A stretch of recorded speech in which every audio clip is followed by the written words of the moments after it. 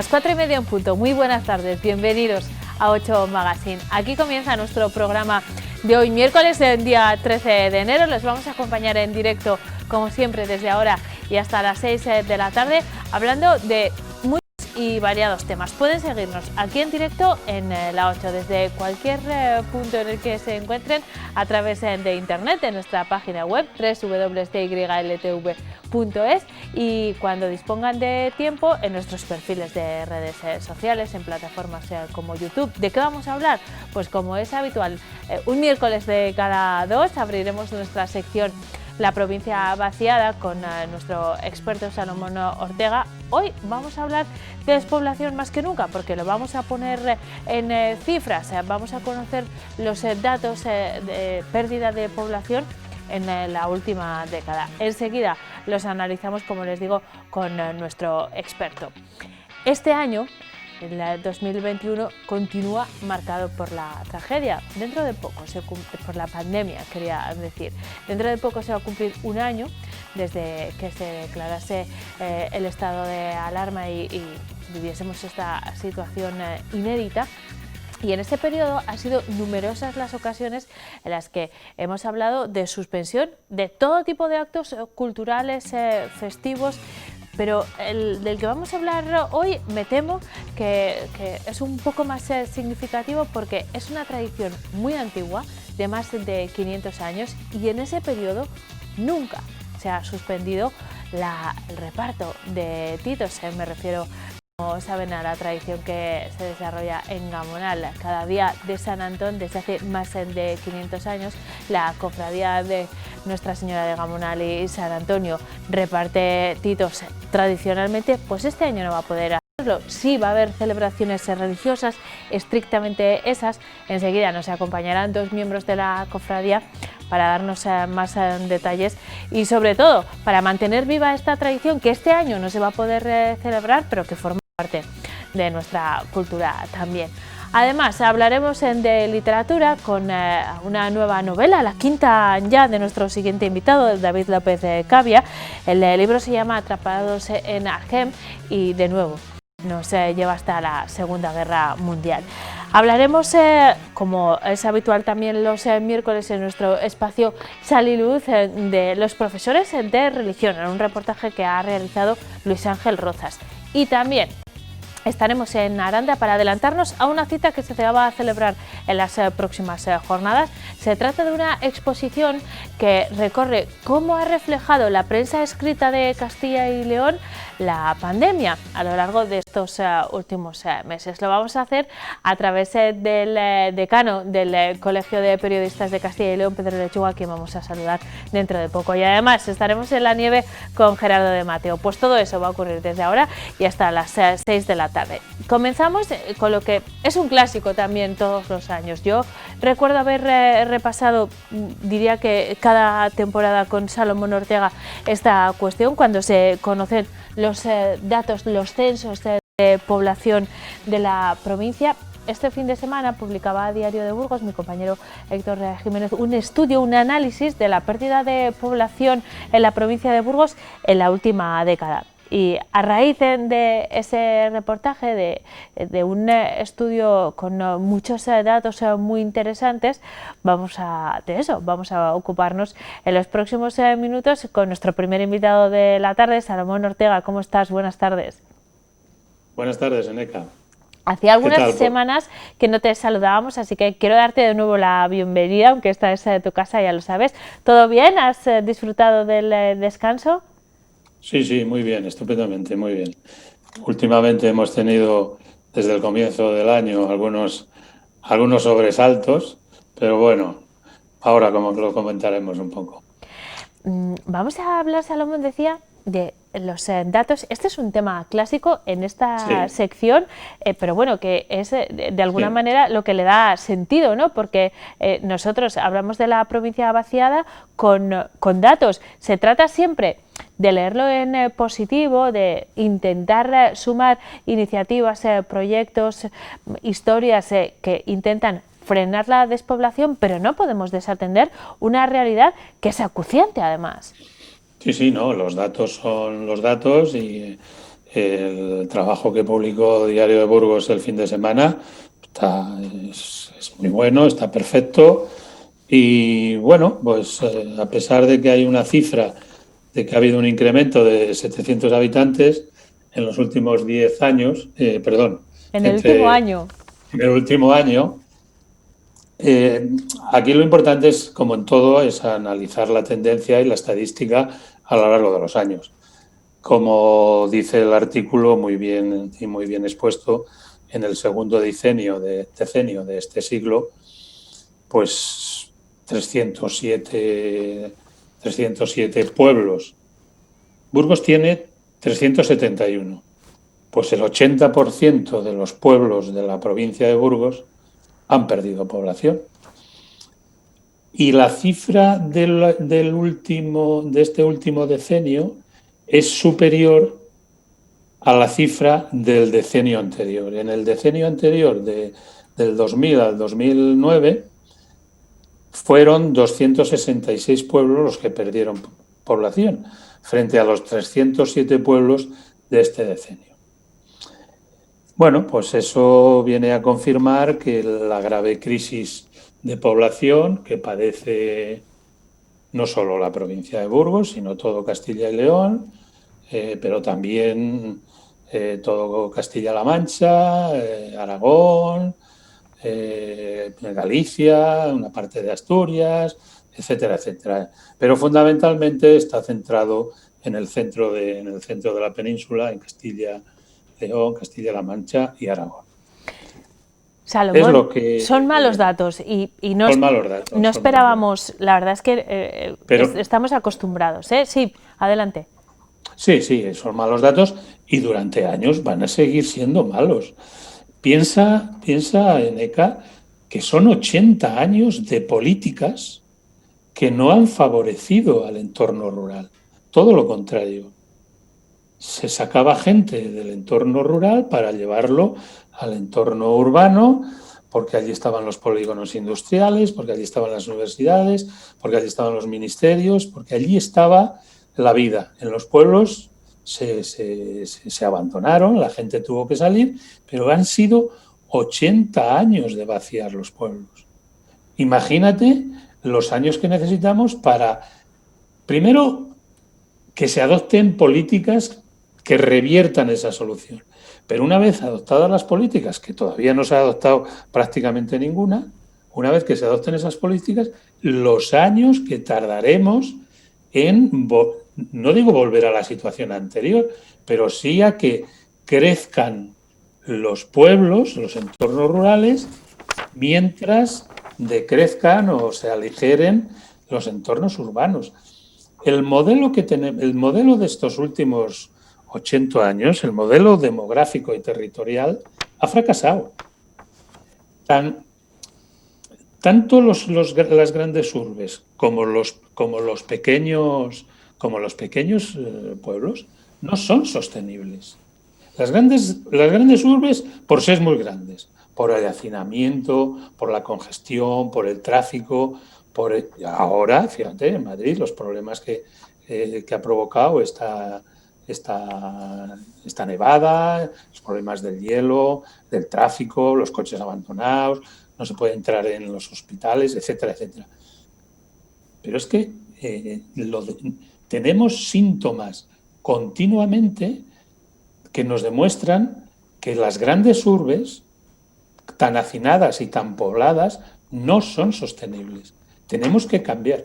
Salomón, pero los datos de esta última década en la provincia de Burgos nos dejan algunas situaciones distintas a cómo habitualmente enfocamos el tema. Por ejemplo, es verdad que de las 17.176 habitantes que pierde la provincia, la mayoría se pierden en el medio rural, donde estabas poniendo el foco. Pero se dan dos circunstancias paralelas. Por un lado, los pocos pueblos que crecen son los de alrededor del Alfoz, imitando un poco ese modelo de Madrid al que te referías ahora mismo, y hay ciudades como Miranda de Ebro, por ejemplo, que en la última década han perdido 3.278 habitantes, que es una cifra importante y parece que debería, siguiendo ese modelo, polarizarse la población en esos puntos, ¿no? En Burgos, Aranda y su alfoz ha crecido, un poco, pero ha crecido, pero Miranda en concreto, y esto, la lectura que hace ese artículo de Diario de Burgos, pero que cualquiera podemos hacer rápidamente, es la pérdida de tejido industrial. Así que este ya claro. Es un problema no solo del medio rural, sino de las zonas periféricas o no sé cómo enfocarlo. Bueno, yo creo que la pérdida de población de Miranda de Ebro, sobre todo, viene determinada por la crisis industrial provocada a partir de 2008. Pero no es un problema de despoblación. Miranda de Ebro y su entorno no es un territorio despoblado. Las cifras para estar despoblado es tener una densidad de población por debajo del 12%. Claro. Y Miranda de Ebro no se le puede considerar una zona despoblada, pero sí que tiene un problema de pérdida de tejido industrial, que es uno de los graves problemas que afectan por supuesto, a los territorios rurales y luego a las zonas que no son limítrofes de las grandes ciudades. Madrid tiene un entorno industrial alrededor de la gran capital tremendo y eso no disminuye, eso aumenta cada año frente a zonas industriales como puede ser Miranda, donde y está muy bien situada Miranda, porque está entre Burgos, entre el País Vasco y Burgos, y está muy bien colocada y tiene una situación privilegiada, pero le afecta también la despoblación en el sentido de que pierde puestos de trabajo en el sector industrial.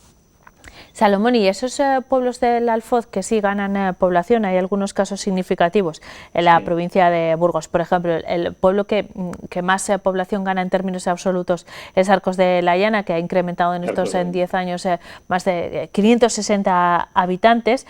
Jaramillo Quemado ha incrementado más porcentualmente, ha subido un 66,67%, pero claro, eran 6 y ahora son 10. Eran 6 habitantes, ahora son 10. Así que en realidad es una anécdota. Pero sí me parece significativo el hecho de que sean los pueblos de alrededor de la capital los que crezcan. Al final se están convirtiendo en ciudades. El riesgo es que se conviertan en ciudades dormitorio, como en el modelo tan poco sostenible al que te referías.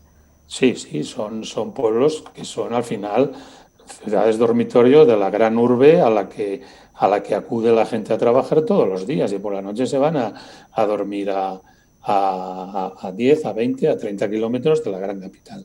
Yo creo que, bueno, pues es lo que ha estado funcionando desde mucho tiempo, pero tenemos que tender a un modelo demográfico y territorial que sea más equilibrado y sostenible de lo que hemos estado haciendo en los últimos 80 años. La clave está en que el modelo de desarrollo territorial de los territorios ha fracasado. Entonces, lo que te decía antes, tanto las grandes urbes como los pequeños pueblos no son sostenibles. Hay que cambiar el modelo.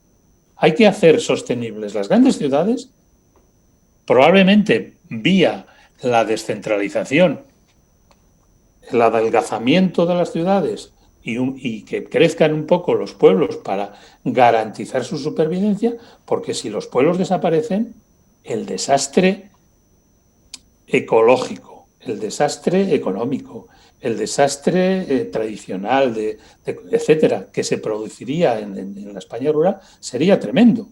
Entonces, tenemos que lograr un equilibrio territorial a base digamos, del intercambio entre ciudades y pueblos, porque si no, esto es insostenible. Es que no se sostiene. Es que Madrid fracasará, no sé si continúa así, será un desastre dentro de unos años, y en el camino de que las grandes urbes vayan al desastre, también irán a la desaparición los pequeños pueblos. Tenemos que buscar un modelo de equilibrio territorial y demográfico sostenible y equilibrado. Es que no queda otra. Salomón, Sí. antes hacías un pronóstico de la pérdida de población no es un problema actual. Encontramos su origen hace 80 años y hemos tomado conciencia de lo que supone hace muy poco. La agenda política está hace muy poco. Algunos lleváis más tiempo, pero en la agenda pública... Tampoco tanto, llevamos unos años en esto. Yo recuerdo que nuestra invitada anterior, Mercedes Molina, me decía, los primeros días que estuve con ella, me decía, hace años cuando yo presentaba estos informes en la Junta de Castilla y León, estoy hablando de hace 10 años o 12 años, que ya presentaba informes del riesgo que suponía la pérdida de población, se lo rechazaban, le decían de las autoridades autonómicas que no exagerara, que eso no era cierto, que Castilla y León no perdía población. ¿Por qué? Porque hacían unas cuentas muy simples. Sumaban todo, ciudades, pueblos, todas las provincias de Castilla y León, decían, no, si no hemos perdido población. No se veía, la enfermedad hace 10 años como se ve ahora. Ahora yo creo que la enfermedad todo el mundo la percibe, todo el mundo es consciente de ella y lo que nos hace falta es ese acuerdo institucional en todos los órdenes para que se tomen las medidas, sobre todo para lograr un pacto que nos garantice un modelo demográfico y territorial que sea sostenible. La clave es la sostenibilidad. Y una cuestión más. Estos meses de pandemia hemos hablado de cómo se ha reflejado pues, tanto el confinamiento como el cambio un poco de modelo social que teníamos en la cabeza de los pueblos. Ha habido algunos lugares que han crecido en población, pero vemos que al final esto también es anecdótico y no sé si transitorio, ¿no? Yo creo que sí. Yo creo que no es significativo. Lo importante es la tendencia general, lo que decíamos, ¿no? Entonces, la curva a lo largo de los años de cómo va yendo el desarrollo rural y el crecimiento vegetativo y demográfico de las zonas rurales. Eso es lo importante. Que haya casos muy particulares, bueno, pero eso no es significativo, eso es la excepción. Bueno, a nosotros nos parece un tema importantísimo, por eso realizamos esta sección cada 2 semanas, porque en una provincia como esta es un problema de primer orden, sí. tanto la pérdida como el envejecimiento de la población, 2 problemas que están unidos y que intentamos... Es el mismo, al final es el mismo. Salomón, así que tenemos que seguir hablando de esto, intentaremos buscar siempre un enfoque positivo, pero nos veremos dentro de 2 miércoles, ¿de acuerdo? Eso espero. Muchas gracias, un saludo. Un saludo y un abrazo para todos. En 8 Magazine nos ocupamos ahora de la previsión meteorológica, que es algo que también nos preocupa. Parece que esta ola de frío está remitiendo. Mañana jueves nuestro experto en meteorología, Daniel Ángulo, nos lo contará con más detalle. De momento les ofrecemos la previsión de cara a las próximas jornadas en formato resumido. Adelante. Clínicas Berlín les ofrece el tiempo.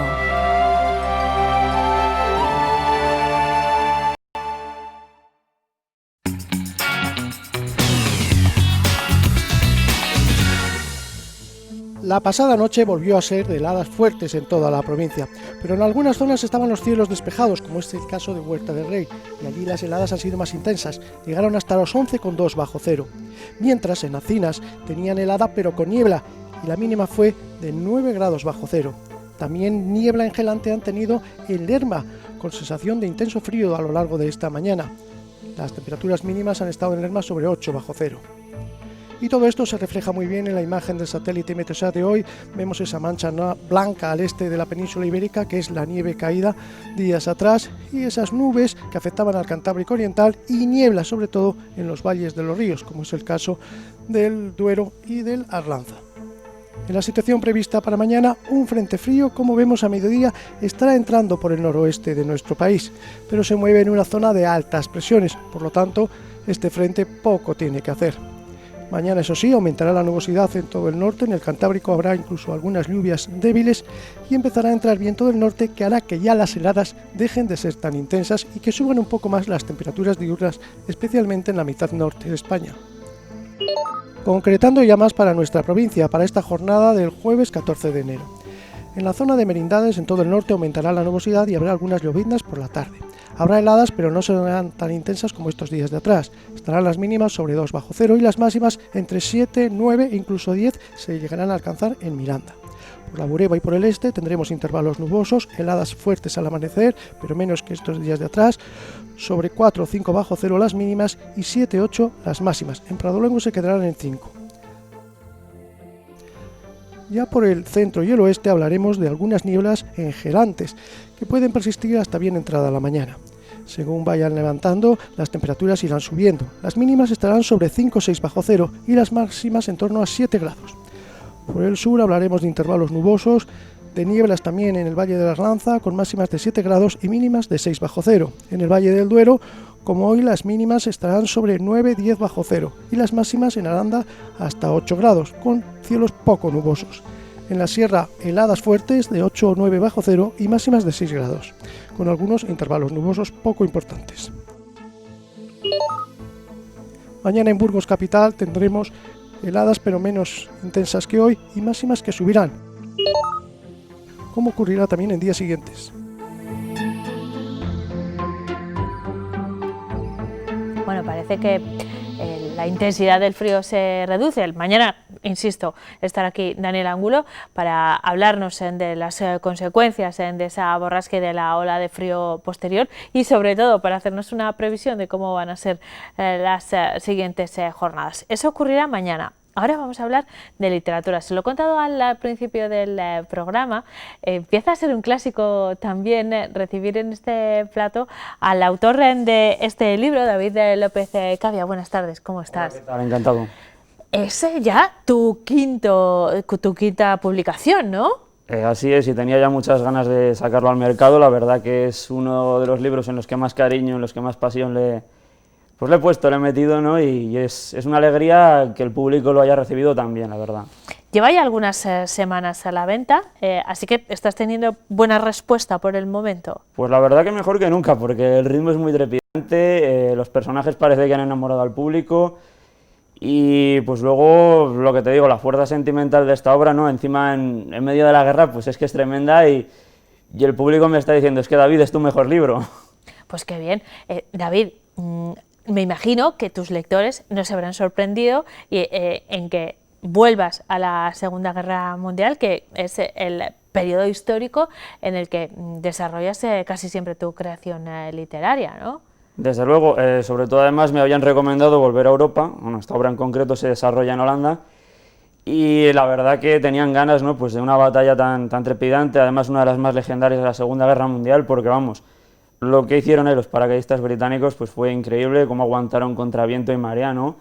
Rodeados y la verdad que ya el público tenía ganas, ¿no? Y además también por cambiar un poco de tipo de historia, ¿no? Si en el anterior libro, que era Sangre y Fuego en Tobruk, era, digamos, pues una historia más con humor, ¿no? Un poco para reírse dentro de lo que es el desastre de la guerra, esta pues es mucho más sentimental, mucho más emotiva. Y lo que te digo, el ritmo es que es demoledor. Arnhem, que da título al libro, la novela se llama Atrapados en Arnhem, es una localización muy concreta, se encuentra en Holanda, como ya nos has avanzado, y fue escenario en otoño del 44 de un acontecimiento real en el que te has inspirado. En realidad de una batalla que terminó en derrota para los aliados, ¿no? Sí, bueno, la verdad que es la historia de una gran decepción, ¿no? Porque claro, la gente se piensa, bueno, es que después del desembarco de Normandía lo tenemos hecho.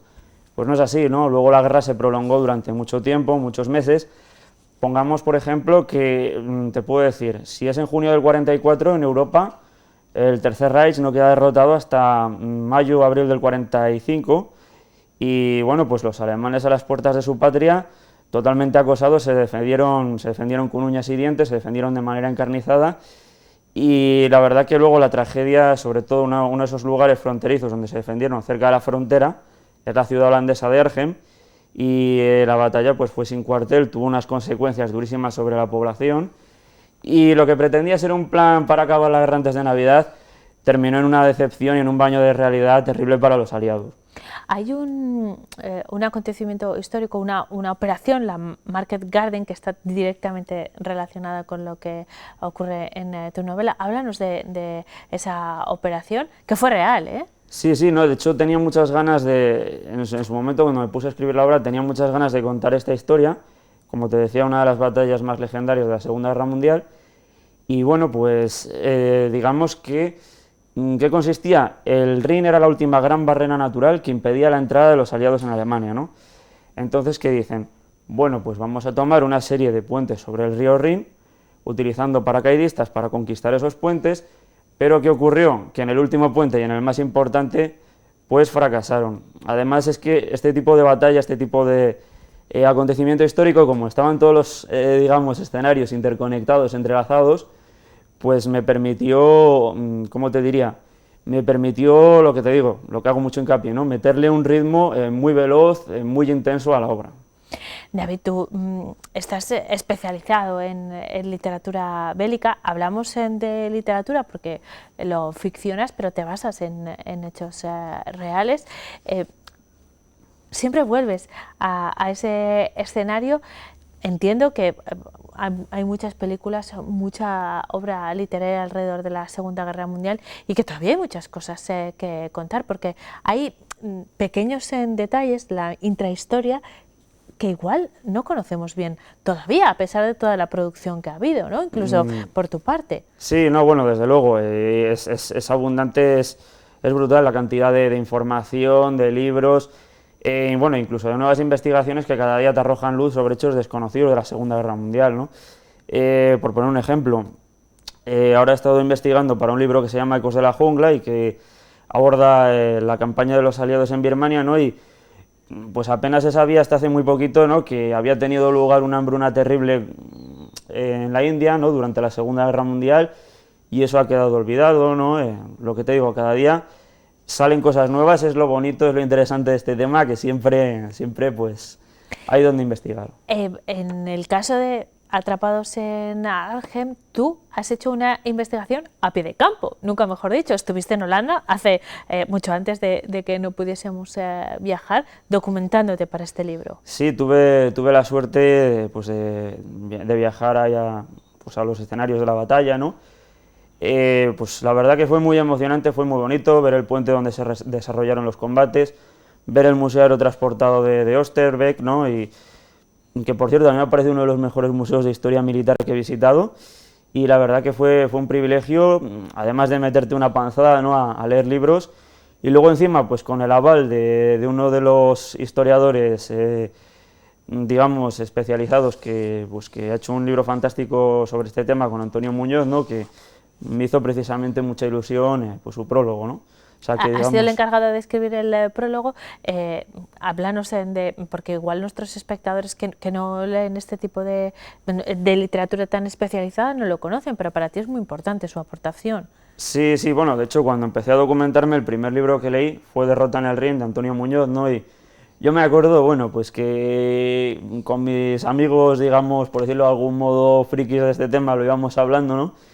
¿Has leído este libro de Antonio Muñoz? Tal, no, igual, vale, pues igual para el público general no, pero claro, los que entendíamos, pues sí, le respetábamos mucho, ¿no? Y cuando un entendido, cuando alguien, uno de los pocos autores españoles que han hecho un trabajo especializado de esta batalla, pues te da un aval y de una manera pues tan entusiasta, pues lo que te digo, te anima muchísimo a seguir escribiendo, a seguir peleando y a, lo que te digo, a seguir luchando por aquello en lo que crees. Nos hemos contado que el libro está editado hace algunas semanas ya en Círculo Rojo, que es tu quinta publicación, pero ya nos has avanzado que estás trabajando en la sexta. David, ¿cómo lo haces? ¿Cuándo duermes? Bueno, pues esto... Porque esto requiere no solo la escritura, sino mucho trabajo de documentación previo, como nos estabas explicando, ¿no? Bueno, esto es un poco torturarse por placer, por decirlo de alguna manera, ¿no? Pues la verdad que, pues igual, ¿qué quieres que te diga? Pues igual, en vez de ponerme una película muchas veces, ¿para qué? Pues me creo yo mi historia en la cabeza, y eso que me gusta el cine, ¿eh? pero me creo yo mi historia en la cabeza, voy ensamblando las escenas y bueno, también pues dices, pero bueno, que te tienes que leer un montón de libros, que tienes que andar investigando, ¿no? No pasa nada, porque como es un tema que me gusta tanto, pues lo disfruto. ¿Y por qué la Segunda Guerra Mundial? ¿Por qué te interesa especialmente ese periodo tan concreto? Pues digamos, pues porque explica muchísimas cosas, ¿no? Como te decía antes, están saliendo constantemente informaciones nuevas, luego pues también porque el investigar la Segunda Guerra Mundial me ha llevado a conocer a personas fantásticas como es el historiador Jesús Hernández, como es Antonio Muñoz, como es Rubén Villamor, que me va a avalar en esta novela Ecos de la Jungla, y bueno, y también a Laureano Clavero, a mi amigo Laureano Clavero y cineasta, y también pues a los grupos de recreación histórica, ¿no? Y he hecho cantidad de amigos, y pues bueno, es esto un poco, ¿no? La magia de la Segunda Guerra Mundial, que me ha llevado a conocer mucha gente y a seguir investigando y aprender cada día. Vamos a volver a la novela. Nos decías que es muy diferente a tu trabajo anterior, que tenía cierto tono pues más cómico, ¿no? Hablando de que al final en la guerra, a pesar de las circunstancias que se están desarrollando, pues suceden cosas cotidianas e incluso divertidas, ¿no? Que reflejabas en tu anterior trabajo. En este caso el tono es completamente diferente, David. Sí, aquí, digamos, lo que va a tener el lector es una visión de, digamos, completa de la batalla. ¿Por qué? Porque tenemos personajes del bando alemán, del bando británico, tenemos a una joven holandesa que nos va a dar la visión de la tragedia civil, ¿no? Y entonces, pues bueno, nos metemos en la psicología del soldado, vemos el desastre civil, tenemos mucha acción, pero también tenemos mucho sentimiento. Y pues bueno, ahí tenemos también un villano de manual, el capitán Baum de las SS, que va a perseguir de manera implacable a un heroico francotirador y a una entrañable jovencita holandesa. Bueno, esos son los ingredientes imprescindibles, ¿no? Casi en cualquier historia. Y ya desde el punto de vista más histórico, ¿qué crees que aporta este trabajo, que es ficción, pero como estamos hablando durante toda la entrevista, tiene también muchos datos reales históricos? ¿Tú qué crees que aporta tu novela para el público en general, pero también a esos frikis de la Segunda Guerra Mundial a los que has aludido? Bueno, pues la verdad que sí, yo intento, bueno, cuando trabajo intento hacer un producto, no un libro, digamos, pues que sí, que evidentemente que al apasionado, al enamorado del tema, que le deje buenas sensaciones, que le guste, ¿no? Pero luego también a un público más generalista, ¿no? Pues sí que te dicen, es que a mí esto no me gusta nada, es que no, es que es durísimo esto de tanta acción, tantos tiros, tal, ¿no? Pero claro, como combinas, digamos, elementos históricos con elementos, digamos así, más sentimentales, con elementos humanos, ¿no? Digamos que es ¿cómo te diría? Es una forma muy digestiva, muy directa, muy sencilla y muy llevadera de meter al público en lo que fue la Segunda Guerra Mundial. La última vez que charlábamos, David, hablábamos de un libro también sobre la Segunda Guerra Mundial, pero era un libro de fotografías que recreaban algunos momentos históricos que realizabas con Laureano Clavero. Tú escribías los textos, él era el autor de las fotografías. ¿Cómo han ido las cosas? Porque han pasado algunos meses desde entonces. Sí, pues han ido bastante bien, hemos encontrado muy buena recepción. La verdad es que a la gente le han impresionado las fotografías, ¿no? Ya están como locos preguntándonos, bueno, a ver, ¿cuándo sale el documental? Y nosotros, paciencia, que como decía Laureano, ¿no? Somos una productora pequeñita, tenemos que ir poquito a poco, no tenemos igual los recursos o los medios que tiene pues digamos una gran productora. Sí, desde luego, vamos a trabajar con mucho cariño para que quede bien, pero la verdad es que nos hemos encontrado con una respuesta buenísima, han gustado mucho las imágenes. La gente ha dicho que son súper realistas las recreaciones de los combates y vamos, había gente que según me lo veía en las manos, ¿dónde puedo comprarlo? ¿Dónde puedo comprarlo? ¿No? Y lo veremos próximamente el documental. ¿En qué punto del proceso está ahora mismo? Bueno, eso quizás la pregunta te la podría responder mejor sí. Laureano, pero bueno, va poquito a poco, están digamos ya perfilando algunas cosas, también quizás hay que hacer alguna pequeña entrevista más, poquita cosa más, ¿no? Pero va por buen camino, va poquito a poco, pero por buen camino. Mientras tanto, nos ocupamos de la novela, como les decía, se puede encontrar vía internet, pero también en las librerías desde hace ya semanas, ¿verdad, David? Así es. Bueno, pues hasta que llegue el documental, que será la próxima cita, o tu sexta novela, nos vamos a quedar con Atrapados en Arnhem, muy interesados por la Segunda Guerra Mundial y por la intrahistoria de esos acontecimientos históricos. Así que muchas gracias por habernos acompañado un día más. Nos vemos pronto con un nuevo trabajo. Un placer. En 8 Magazine tenemos que hacer un alto en el camino, la primera pausa para la publicidad, son las 5:05, enseguida volvemos para hablarles de cómo se va a celebrar este año San Antón, bien diferente que en anteriores ocasiones, enseguida se lo contamos.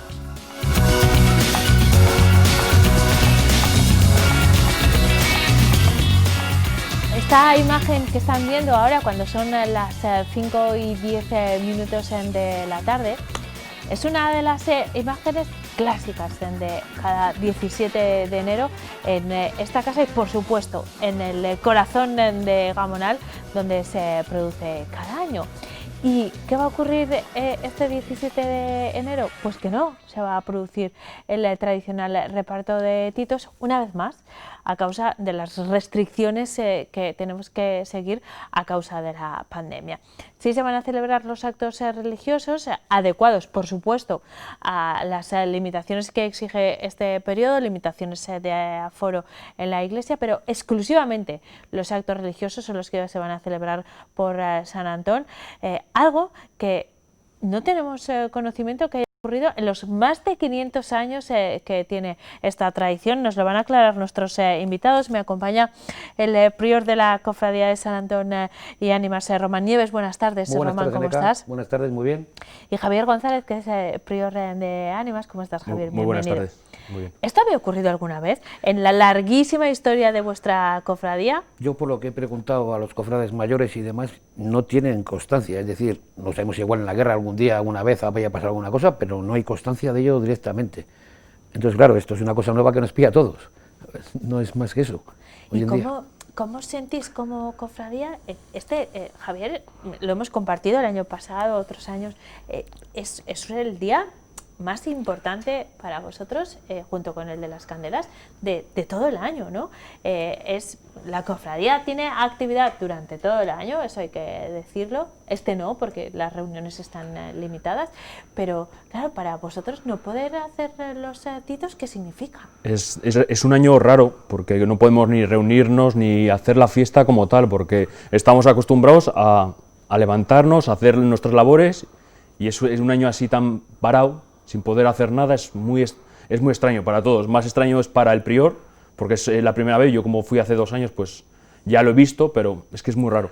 Román, tú ibas a ser prior, eres prior este año, no sabemos, de hecho, si vas a prolongar tu cargo, si se va a renovar, porque para eso se tiene que reunir la asamblea.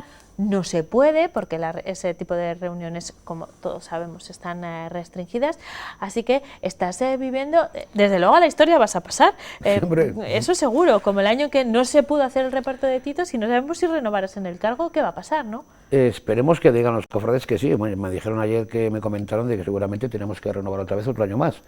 Hombre, a mí sí que las cosas como son, a mí me gusta, sí que me gustaría vivir lo que es la fiesta entera, porque claro, este señor lo ha vivido, los demás lo han vivido. A mí me ha tocado, el que me ha tocado el año que no. Pero bueno, que eso se lo dejo a cargo de la gente mayor de la cofradía, de la propuesta que pongan, y yo me tengo que tener a lo que me digan ellos, ni más ni menos. No me importaría, las cosas como son, ¿eh? Pero bueno, eso es, cada uno es lo que digan y demás. Hay más gente que está también a cargo de priores, y como el de Ánimas como el de San Antón, por detrás nuestro. Entonces, pues no más que es eso. Ahora, que pasar lo malo, pasamos todos mal por este año.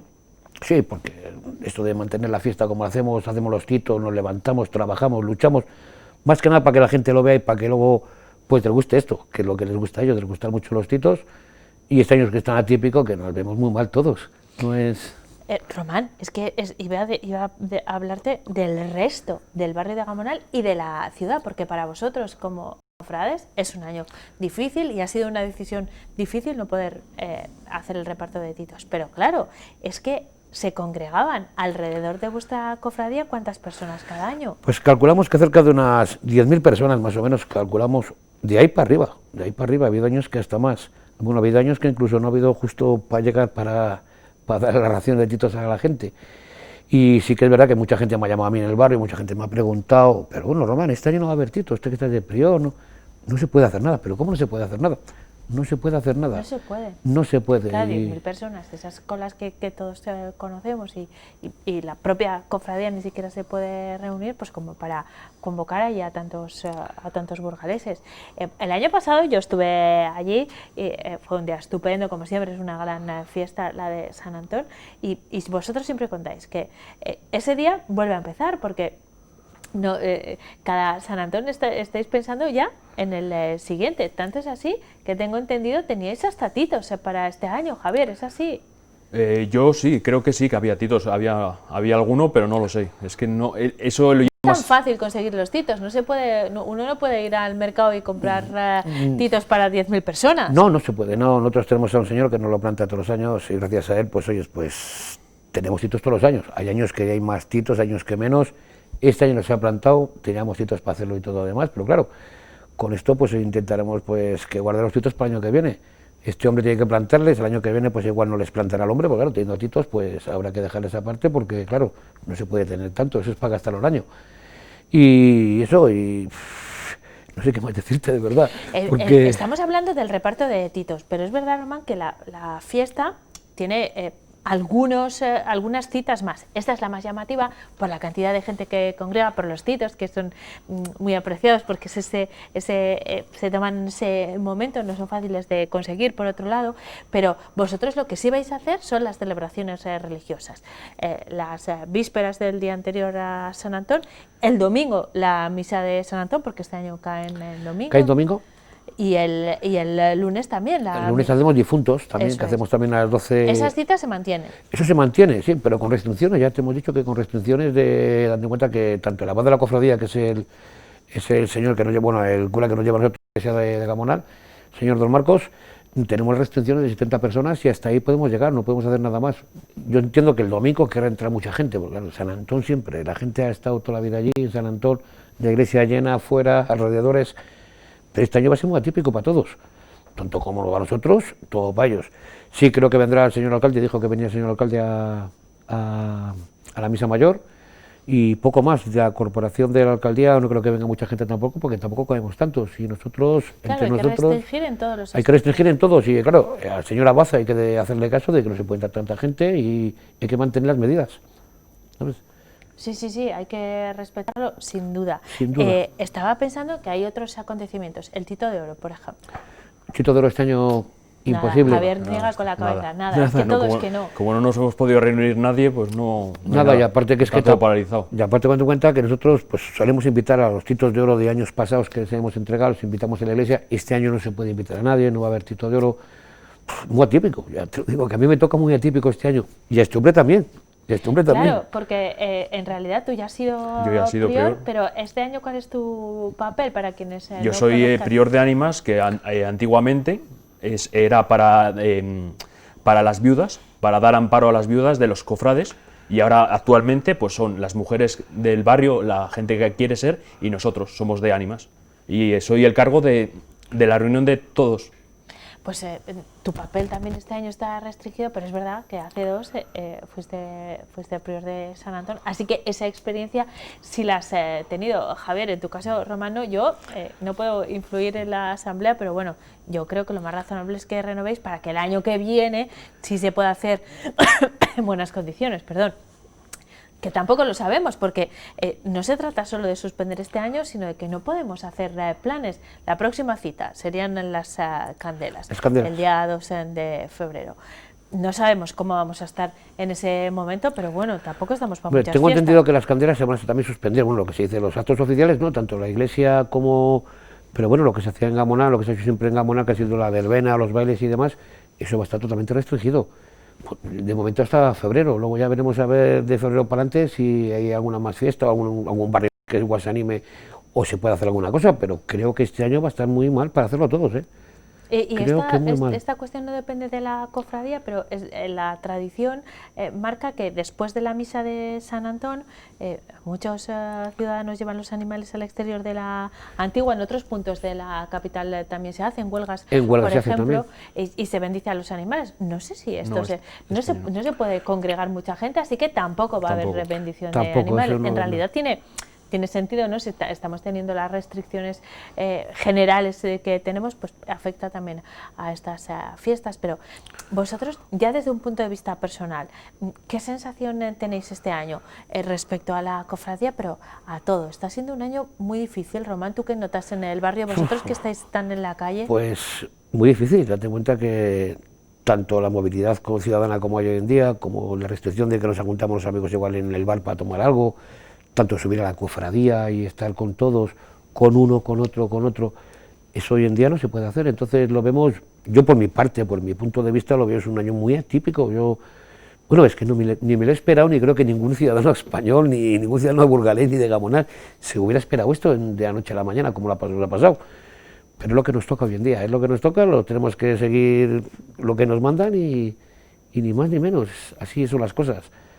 Yo pienso que igual este hombre pues ha vivido algo más con la cofradía, además, no vivir, el tiempo que ha estado el de prior y ha mantenido la tradición y demás, pero hoy en día de un año para otro ha cambiado tanto que no sé cómo decirte, ¿sabes? Ha cambiado Javier, mucho. Es verdad que lo que no va a ocurrir es que, porque hay tradiciones en algunos sitios que cuando dejan de celebrarse un año, pues después cuesta mucho retomarlas. Eso no va a ser el caso del reparto de Titos. Después de más de 500 años de tradición de una cofradía tan antigua y tan consolidada, pues en cuanto se pueda se volverá a hacer, ¿no? No, esto el próximo año, cuando se pueda, no va a haber problema, porque al fin y al cabo entre todos ayudamos y esto va para adelante.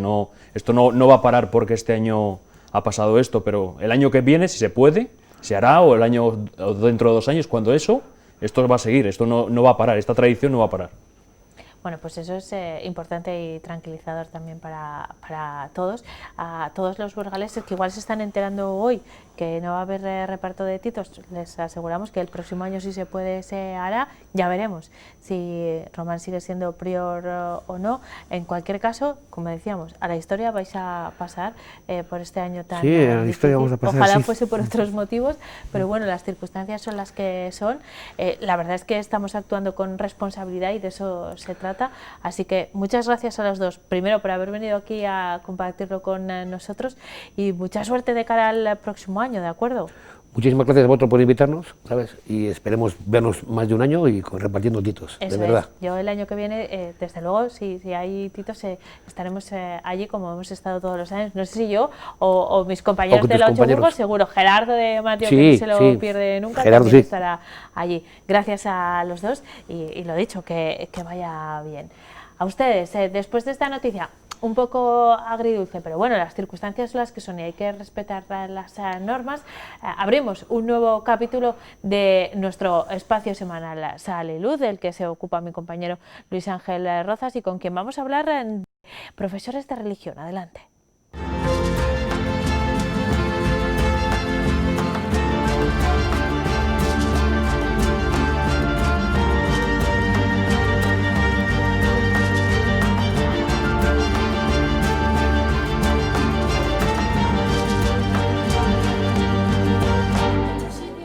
El perfil de los profesores de religión ha cambiado radicalmente en las últimas décadas. Durante mucho tiempo, esta asignatura era impartida mayoritariamente por sacerdotes o religiosos, pero en la actualidad la mayor parte son laicos con formación específica para la enseñanza. La titulación general que tenemos es de maestros, entonces digamos que toda la formación pedagógica la recibimos en la universidad, en los estudios que hagamos, ya sea de educación infantil o educación primaria o dentro de las especialidades que hay, y luego es verdad que con la particularidad de la formación específica que tenemos con esa beca, pues para poder dar la clase de religión. El profesor de religión en primaria es especialista, es decir, que además de tener su especialidad en infantil o en primaria o ambas, pues tiene que tener la beca, tiene que tener una titulación específica para poder dar la clase de religión.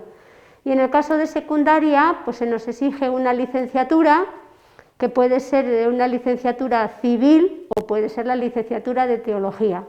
En el caso de que sea una licenciatura civil, se nos pide también la DECA, pero esta DECA es mucho más exigente, pide una diplomatura en ciencias religiosas, que son 3 años. O sea que la titulación que tiene el profesor de religión pues puede ser que en muchos casos esté por encima de otras asignaturas. Somos un profesor más, un compañero más dentro del claustro, en el que nuestras funciones, pues como miembros especialistas de ese claustro, pues sí que es verdad que tenemos pues características un poco diferentes a las que puede tener un tutor, ¿no? Que en algunos casos, pues dan la posibilidad de conocer al alumnado de una manera mucho más transversal, porque a veces si permaneces muchos años en un centro, pues puedes coger a un alumno desde 3 años en infantil y acabar de estar con él pues en sexto de primaria, ¿no? Entonces conoces perfectamente la trayectoria de muchos de los alumnos del centro. Es una materia opcional para los alumnos que en todas las etapas de la enseñanza obligatoria disponen de alternativas a la hora de diseñar su currículum. En la provincia de Burgos, más de la mitad del alumnado se decanta por la asignatura de religión. Si cogemos la estatal en su conjunto, pues sube un poquito más por encima del 50%. Que luego si miramos nivel por nivel, pues es diferente. Baja un poquito en infantil y baja un poquito más en bachillerato. Y luego en la concertada pues llegan a un 98%, o sea que si juntáramos ambas pues nos podíamos acercar al 70% de alumnos que eligen la asignatura dentro de lo que es el área de la provincia de Burgos. En los últimos cursos ha subido, ¿no?, el número de alumnos que han cogido la asignatura de religión. Ellos optan entre religión o valores éticos.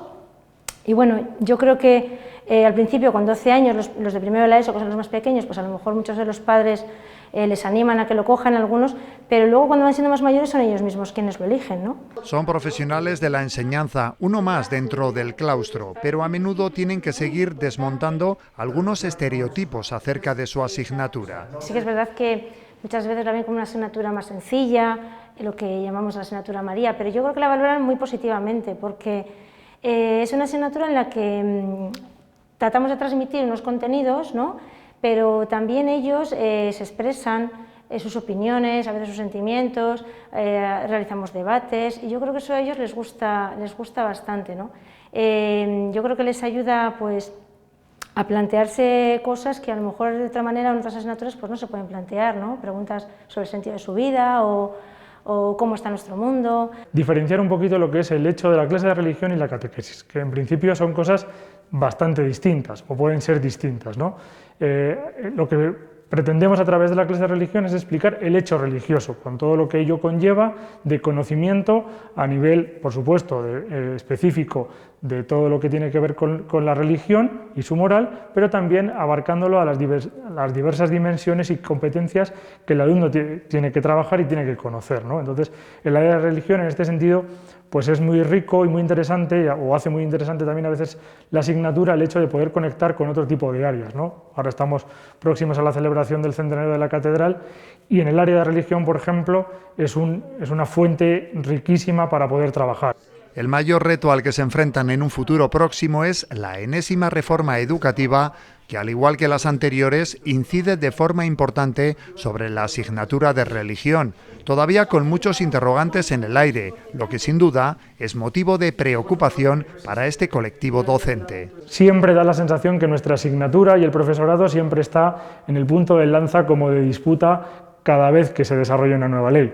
La religión será evaluable, pero no computará al hacer medias para becas, para el expediente académico, no va a computar, lo cual entendemos que va a rebajar la dignidad de la asignatura. No sabemos muy bien cómo va a quedar, ¿no?, cómo se va luego a concretar, ¿no?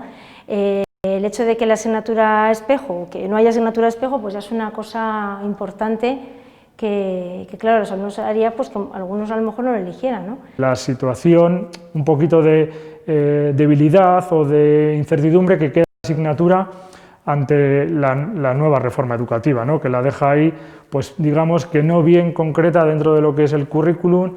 No está claro no habla tampoco claramente de la alternativa y bueno, pues ahí tenemos la esperanza de que al desarrollar en los reales decretos y en las autonomías la LOMLOE, pues a ver si de alguna manera, digamos, se puede mejorar esa situación que en principio pues se ve un poco oscura. Si los alumnos que las cogen es menor, pues a lo mejor nuestro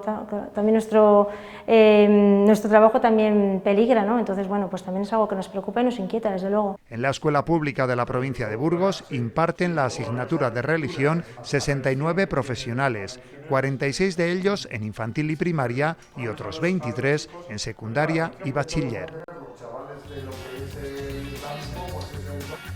En 8 Magazine tenemos que hacer un alto en el camino. Tras esta pausa para la publicidad nos vamos a ir a disfrutar de la nieve. Desde un punto de vista deportivo, con Gerardo de Mateo nos vamos a ir a la Sierra de Neila y además vamos a hablarles de una cita expositiva que próximamente llegará a Aranda de Duero. Se está montando en este momento la exposición y que repasa la pandemia desde el punto de vista de los medios de comunicación escritos de la comunidad.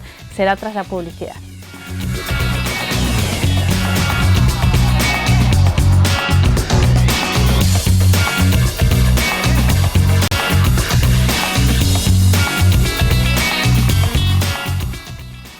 Estamos de vuelta en 8 Magazine, son las 5:36 minutos. Enseguida nos vamos a ir hasta Aranda de Duero, donde se prepara la exposición de la que les hablaba hace un momento, justo antes de la pausa para la publicidad. Pero antes, vamos a disfrutar de la nieve con Gerardo de Mateo, pero desde el punto de vista deportivo. Vamos a conocer a toda una campeona. Adelante, Gerardo, buenas tardes. ¿Qué tal, Eneca? Muy buenas tardes a todos. Hoy vamos a hacer un reportaje muy especial. Estamos ahora mismo en Huerta de Arriba. Hoy ha habido temperaturas hace unos minutos de menos 10 grados bajo cero, menos 11 hemos tenido al venir en Salas de los Infantes. Y pues nada, como veis está cubierto de nieve y como dirían los periodistas y los informadores y reporteros de Madrid, de la capital, pues ahora mismo hay 45 centímetros de nieve y estamos helados de frío. No. Como veréis, pues ha nevado unos 8 centímetros de nieve aquí en Huerta de Arriba. Y hoy vamos a disfrutar de la naturaleza, de la montaña y de la nieve, haciendo uno de los deportes más bonitos que se pueden hacer en invierno en estas localidades, que es el mushing. Perros que tiran de un trineo, de una de las mejores que tenemos aquí en Castilla y León, como es Elena. Vamos a estar con ella, nos va a explicar qué es el mushing y, por supuesto, vamos a ver cómo se preparan sus perros y cómo se prepara ella para ir por estas montañas tan bonitas de la zona a hacer mushing. Te lo contamos ahora, Eneca. Disfruta.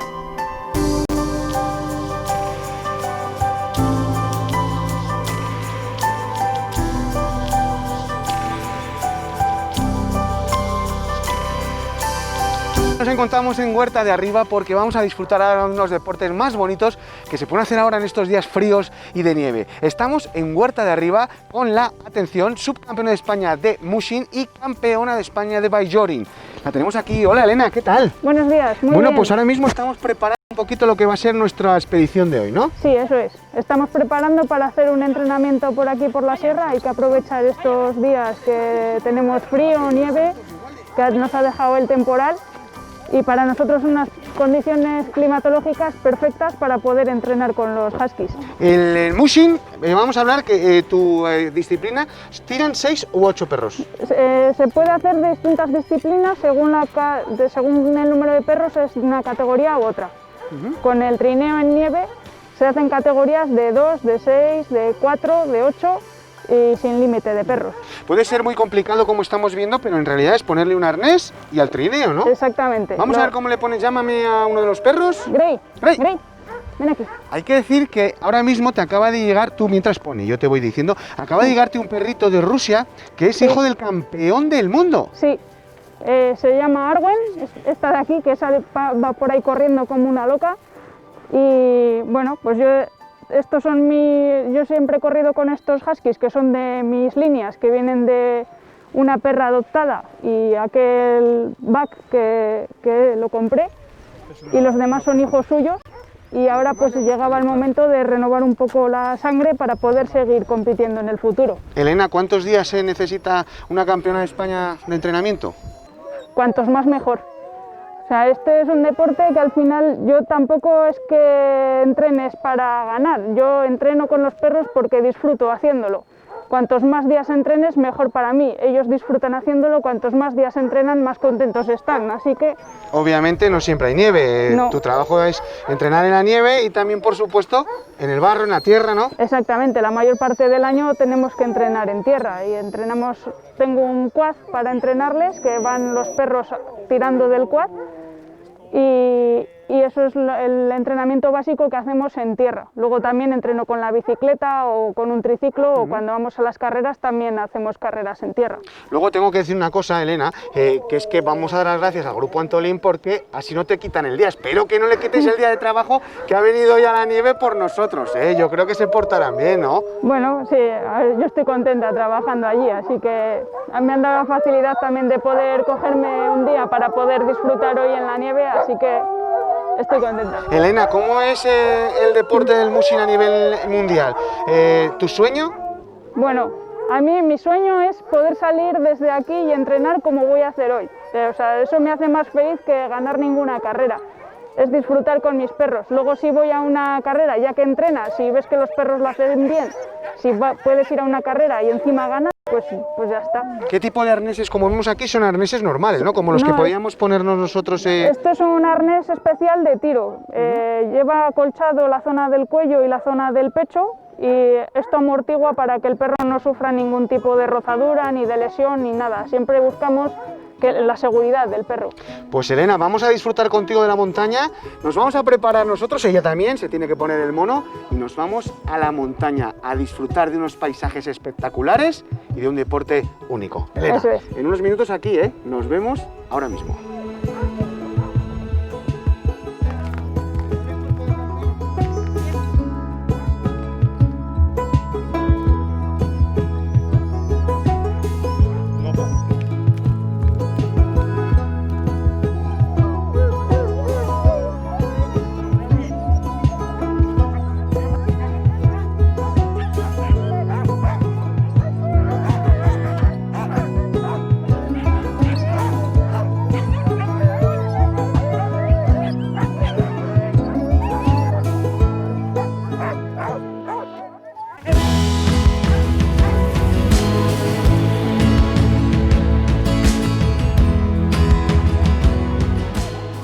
Como veis, amigos, ya estamos en la montaña, estamos en la Sierra de Neila, entre Huerta de Arriba y Neila. Como veis, aquí ha nevado ya un poquito más y es el sitio ideal, Elena, pues para practicar tu deporte. Que todavía no hemos empezado, que no te da la salida, Elena, ¿verdad? Sí, que bueno, están emocionados por salir corriendo ya. Ya hemos visto que les gusta, ¿no? Sí, les encanta. Es un deporte que se trata sobre todo de que disfrute el perro. Elena, cuéntame un poquito antes de salir, pues en qué consiste un trineo. Este es de entrenamiento, no es el... Este no es el trineo con el que compito, este lo utilizo para entrenar porque no voy por nieve pisada y a veces hay piedras, palos, entonces es un poco más robusto que con el que entreno, que es de fibra de carbono. Y este tenemos aquí dos frenos, estos son los esquís en los que yo llevo puestos los pies, aquí me agarro, esto es un saco para poder llevar el material que me pueda hacer falta en el entrenamiento, un freno de ancla para clavarlo en la nieve, y en la parte de adelante es donde van enganchados los perros, con una línea de tiro y cada uno con su arnés puesto. Elena, ¿cómo les diriges tú? ¿Derecha, izquierda, supongo? Con la voz les voy indicando lo que quiero que hagan. Les mando que paren, que estén quietos, que arranquen, que corran más deprisa, que frenen o que giren a izquierda o a derecha según lo que haga falta. Al ser campeona de España, supongo que la Junta te ha dado una pequeña ayuda que te sirve para darles de comer 3 meses. Un poco más, ¿no? Creo que no llego a 3 meses. Estos perros comen un pienso especial, ¿no? Sí, tuve una ayuda de la Junta cuando quedé campeona de España, pero el resto del tiempo básicamente tengo ayudas de empresas privadas como Fausto Motor, Piensos Vicario, Al Límite Bicis, Grok, Manmat, que son marcas o empresas que colaboran conmigo para que esto pueda ser sostenible, porque si no, pues... Es cierto, Elena, mientras estamos viéndote y estamos hablando, estamos viendo imágenes de hoy mismo, de cómo estás entrenando, cuando uno llega a este nivel, ¿es cada día exigir un poquito más? Sí, al final siempre tú mismo te motivas y te gusta, te engancha y al final yo empecé con un husky y ahora tengo 8. Esto va creciendo según también al nivel que puedes hacerlo. Yo, gracias a la ayuda de mi padre, puedo permitirme hacer esto. Si estuviese yo sola no podría hacerlo. ¿Cuál es la prueba más importante del mundo? A día de hoy, aparte están el Campeonato de Europa, Campeonato del Mundo, y luego hay carreras de larga distancia como Iditarod, que es la carrera más famosa del mundo, que se corre en Alaska y son 1600 millas. ¿Y cuándo vas a hacerla? Bueno, sueño con poder ir a verla algún día. Yo me acuerdo de esa zona porque Félix Rodríguez Lafuente estaba grabando el día que murió en el helicóptero un reportaje especial sobre el mushing, ¿verdad? Sí, estaba grabando esa carrera en concreto. ¿Y te ha ayudado? ¿Has visto a Félix? ¿Has visto documentales de él? Siempre he visto. Félix Rodríguez de Lafuente siempre ha sido un mito para cualquiera que nos guste la naturaleza y los animales. Es una persona a seguir. En estas imágenes que estamos viéndote entrenar, vemos que hay momentos en los que vas como disfrutando del entorno, salen buitres por aquí. Esto es espectacular. Es magia. Estar aquí es como ser la protagonista de las películas que veía de pequeña, Balto, Colmillo Blanco, Bajo Cero. Vas en el trineo con tus perros y sientes eso, es un sueño hecho realidad. Elena, ya para terminar, ¿dónde podemos seguirte, tus aventuras y desventuras? Pues sobre todo en las redes sociales, @mushinju, MUSHING, y tengo también una página web que es www.mushinju.com y ahí cuelgo todas fotos, vídeos infinitos de todo lo que hago. Pues Elena, ha sido un placer estar contigo en esta jornada tan bonita que nos ha salido de invierno, mucho frío, pero con el sol todo se hace más bonito. Así que muchísimas gracias. Gracias a vosotros. Que no te tengo que dar yo la salida, ¿verdad que sí? Somos nosotros los que tenemos que dar la salida. Así que nada, nos vemos en otro reportaje, otro directo, que esto es lo que más nos gusta hacer. 3, 2, 1... ¡Atentos! ¡Stop! ¡Ay, ay, ay, ay! ¡Adiós, Elena!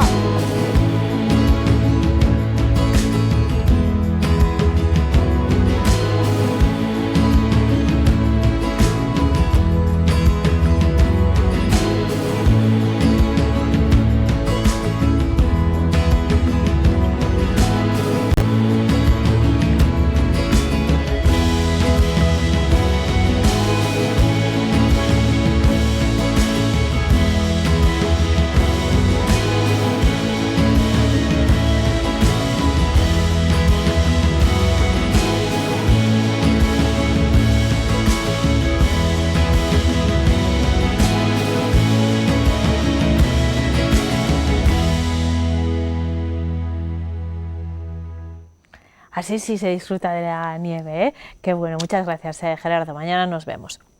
Cambiamos de asunto y de localización. Nos vamos a ir hasta Aranda de Duero.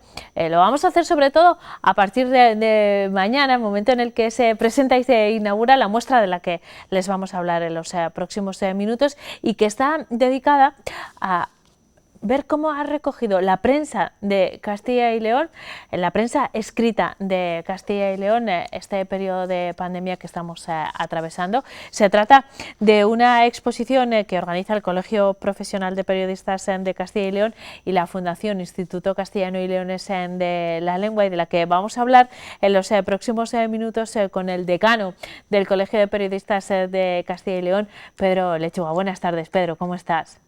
Muy buenas tardes. Estáis ultimando los detalles de una muestra que su primera parada ha estado en las Cortes de Castilla y León. Terminado ese periodo, ya en su presentación os comprometisteis a mover la exposición por todas las provincias de Castilla y León, y la primera parada va a estar en Aranda a partir de mañana. Así es, mañana inauguramos, tras esa primera parada en las Cortes de Castilla y León. La siguiente ubicación va a ser a partir de mañana y hasta el 13 de febrero. Todas las personas que quieran podrán acercarse por la Casa de Cultura de Aranda de Duero y ver un poco lo que decías tú. Es sin duda una iniciativa que nace tanto del colegio como del Instituto Castellano y Leonés de la Lengua, con un doble objetivo. Uno, que sirva de reconocimiento a todos los periodistas y todos los medios de comunicación de la comunidad autónoma. En este caso está ejemplificado en la prensa escrita, pero es un homenaje a todos los periodistas y a todos los medios de comunicación que durante la pandemia hicimos un trabajo esencial, porque no dejamos de ser un servicio esencial, y también es un poco una llamada de atención a la ciudadanía para que se dé cuenta la importancia de contar con unos buenos medios de comunicación para estar informado, para evitar esa crispación, evitar esa infomedia, ese ruido que tan característico se ha hecho durante 2 meses. Entonces, por lo tanto, consideramos que con esa exposición pues queremos, por un lado, reconocer el trabajo de todos los compañeros y compañeras y también hacer ese llamamiento a la sociedad de que vea lo importante que es tener unos buenos medios de comunicación. Tendremos tiempo, espero, en esta charla, Pedro, de detenernos en la esencialidad de esta profesión, que yo creo que siempre es importante, pero en este contexto más que nunca. Enseguida abordamos esa cuestión, pero volviendo a la exposición, vosotros desde el colegio lo habéis organizado en colaboración, como decía, con el Instituto Castellano y Leonés de la Lengua, pero habéis contado con la colaboración y la complicidad de todas las cabeceras de Castilla y León, porque lo que vamos a ver es su trabajo, las portadas de estos meses, las fotos que hemos visto en la prensa escrita, exactamente qué contiene desde el punto de vista de la propia exposición. Mira, pues como tú dices, han colaborado la inmensa mayoría de las cabeceras de toda la comunidad autónoma. Son en total 22 medios de comunicación en los que nos han aportado las portadas un poco más emblemáticas, más características, también algún reportaje y sobre todo también tema de fotografías pues que representan un poco lo que se vivió en nuestra comunidad autónoma durante esos meses. Y también algo importante, tenemos dentro de la exposición un hueco para el Premio de Periodismo Esencial que impulsamos desde el colegio, que precisamente quería eso, premiar el trabajo de rigor ético y deontológico de los compañeros y compañeras de la comunidad autónoma que habían hecho durante la pandemia. Y dentro de ese espacio para el Premio de Periodismo Esencial, pues están los trabajos premiados, que son la serie de podcast Cuarentena de Elena Martín, el trabajo de Álvaro Caballero del Diario de León y también unos compañeros de la casa, los servicios informativos de Castilla y León Televisión, con una serie de directos que hicieron. Entonces tenemos, por un lado, todas esas portadas, reportajes, fotografías y luego ese espacio para el Premio de Periodismo de Castilla y León, algo muy gráfico, muy entretenido de ver y también muy significativo y muy descriptivo, que siempre yo incido en que no debemos nunca olvidar lo que vivimos porque es la única manera de que podamos mejorar como periodistas, como sociedad y como personas. Pedro, a través de muestras como esta, los visitantes que acudan desde mañana en Aranda a verla tendrán la oportunidad también de reflexionar sobre todo lo que ha ocurrido en este periodo en el que, por cierto, la medida del tiempo está un poco distorsionada por todos los acontecimientos que hemos vivido. Todavía no ha pasado un año desde que se decretó la pandemia, el estado de alarma, todo lo que ha ocurrido y, sin embargo, parece que ha pasado mucho tiempo. Bueno, tenemos sensaciones encontradas, inéditas. Es una manera también de ordenar nuestro propio discurso, no ya el de la prensa, nuestro propio discurso respecto a lo que ha ocurrido en estos meses y cómo hemos ido variando nuestra relación con la pandemia y sus consecuencias, ¿verdad?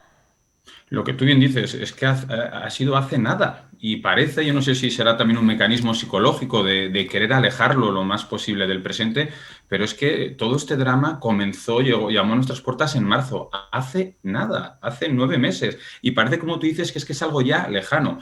Entonces, no podemos olvidar, y esta exposición es un buen ejemplo, no podemos olvidar cómo ha sido la evolución, cómo la sociedad, los profesionales sanitarios, la ciudadanía, los periodistas, todo el mundo, cómo reaccionó y cómo afrontó el reto de enfrentarse a esta pandemia, algo desconocido. Entonces, lo que tú dices es un momento para reflexionar cómo a nivel individual nos comportamos cada una de las personas, a nivel individual y también a nivel profesional. E insisto, hay que ser autocríticos en todos los sectores, desde el propio periodístico, sanitario, social, porque es la única manera, si somos una autocrítica constructiva y nos detenemos a pensar cómo se ha desarrollado todo, de mejorar.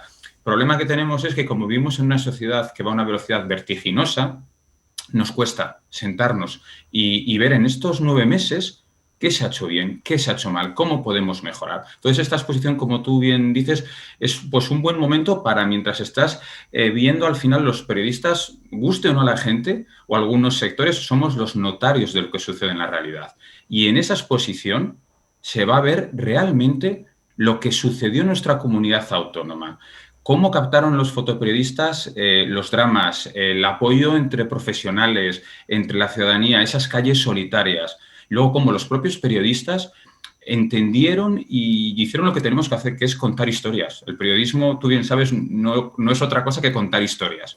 Y sí es verdad que siempre buscando el lado positivo de esta desgracia, yo creo que muchos de los periodistas volvimos a nuestro origen, que es eso, a contar historias, y que la sociedad yo creo que se ha dado cuenta, como tú decías, un poco la importancia y la labor tan importante que hacen los medios de comunicación. Me quiero detener ahí, Pedro, porque se trata de contar historias, pero contarlas con rigor, con verosimilitud, por supuesto, en las mejores condiciones que no se han producido, por cierto, para nuestro trabajo en este periodo, y después vamos ahí. Pero quiero dedicarle unos minutos a la esencialidad de esta profesión, no porque sea la nuestra, que también nos interesa especialmente, sino porque hemos visto como sociedad claramente el papel que tiene un periodismo riguroso en una época en la que estamos inundados por fake news, en la que los mensajes vía redes sociales o diferentes aplicaciones confundían respecto a la pandemia, algo que tú además has estudiado. Hace poco teníamos la ocasión de conocer un trabajo que has publicado, un análisis que has hecho sobre el tratamiento de la pandemia en la prensa. Mi compañera Carla te hacía una entrevista muy interesante. ¿Qué crees que resultado final percibe no nosotros, sino la sociedad, nuestros lectores, nuestros espectadores, del trabajo que hemos desarrollado, que sí hemos visto que era esencial, pero es que además tenía que ser riguroso? Esa es la clave, y eso es lo que diferencia lo que es periodismo y lo que es un medio de comunicación de lo que es otra cosa. Y el tema de las redes sociales, no me canso de decirlo, yo estoy a favor, lógicamente, de la libertad de expresión, faltaría más, pero hay que hacer hincapié a la gente, hay que hacer pedagogía. Para informarse hay que acudir a un medio de comunicación, hay que acudir a esos profesionales que hacen la información que te transmiten. Está muy bien que las redes sociales sirvan para expresar tu opinión sobre algún aspecto, pero la información es algo vital, y en última, como la pandemia, para evitar los bulos, las noticias falsas, la mejor vacuna, y siempre lo digo, ya está inventada, es el periodismo de rigor. Punto. Claro que no todos los periodistas hacen un trabajo de 10 como ninguna profesión. Pero vamos a apoyar, vamos a volver a confiar, porque esto nos hemos dejado engañar como sociedad. El prestigio, han obligado que al final hemos perdido el prestigio los periodistas, porque a ciertos sectores les interesa que los periodistas no tengamos prestigio. Tenemos que volver a recuperar eso. Y yo creo que ahora, durante la pandemia, hemos vuelto, muchas personas que nos tenían un poco apartados, nos han vuelto a poner como los referentes de la comunicación, y nosotros como profesionales tenemos que aprovecharlo. Entonces, es de verdad, es importante. Siempre pongo un ejemplo, y sé que es muy difícil, para que veamos la importancia que tienen los medios de comunicación para evitar este ruido, esta infomedia, esta saturación de información, que la gente intente en sus casas imaginarse el escenario de si durante la pandemia no hubiera habido WhatsApp y redes sociales, y la gente solo se hubiera informado a través de los medios de comunicación. Estoy seguro que se hubiera vivido todo con una tranquilidad, una falta de crispación, una falta de desasosiego, porque al final llega un momento en el que la gente, hay tanta información diferente, tanta cantidad, que al final la gente ha llegado a un momento en el que ya no se cree nada. Venga de un medio de comunicación, venga de una red social. Y eso es peligrosísimo para cualquier sociedad democrática. Y una cuestión más, Pedro, es un compromiso explicarme esto en un minuto, pero yo como profesional también he reflexionado mucho, y lo hemos hecho aquí en distintas conversaciones, sobre la imagen, y ahora sí me refiero al reporterismo gráfico y al vídeo, que hemos sentado de la propia pandemia. No hemos podido hacer muchas imágenes que hubiesen cambiado completamente la percepción de riesgo, por ejemplo, de colectivos muy concretos. ¿Hemos podido hacer nuestro trabajo en las condiciones adecuadas? Ha habido una variación muy curiosa y que se va a estudiar, desde luego. Los primeros meses, los fotoperiodistas, los cámaras, no tuvimos acceso a esas imágenes que hubieran sido de gran ayuda, lo que tú dices tú, para sensibilizar a la gente y para contar lo que estaba pasando realmente. Tenemos una sociedad que hemos llegado a un buenismo, a una protección que al final es contraproducente. No hay realidad con una dureza que no pueda ser contada por nosotros. Y sí que es verdad que al principio, pero no solo los periodistas, yo he escuchado, que siempre lo digo, a presidentes de colegios de médicos de nuestra comunidad autónoma decir que les hubiera gustado que se hubiera visto en las televisiones lo que pasaba en las UCIs. para que la gente lo hubiera visto. Ha habido una evolución y ahora podemos ver, vale, todo más dirigido, pero programas de televisión desde hospitales. En este caso la propia comunidad autónoma, la Junta utiliza imágenes de gente joven en la UCI para sensibilizar a la gente. Es triste, pero no va a haber una fototeca, una hemeroteca gráfica de esos primeros meses y de las realidades que se vivían, porque también al final las redes sociales también marcan un poco ese buenismo y eso políticamente correcto, y vemos una televisión saca unas imágenes de unos féretros o de una situación un poco real, pero desde luego muy dura, y ya sabes que es sensacionalismo, Entonces, ahí está la delgada línea roja, pero para eso está nuestra ética y deontología. Y si un periodista considera que mostrar 20 ataúdes juntos demuestra gráficamente lo que está pasando, eso es nuestro trabajo. Pues vamos a continuar haciéndolo. Pedro, es un placer charlar contigo. Muchísimas gracias por habernos atendido esta tarde. La exposición la visitamos a partir de mañana en Aranda y después en el resto de puntos de la comunidad. Muchísimas gracias. Un saludo. Hasta pronto. Gracias a vosotros. Chao. Y a ustedes les digo también adiós, pero solo hasta mañana. Volvemos a encontrarnos a las 4:30 en directo. Hasta entonces.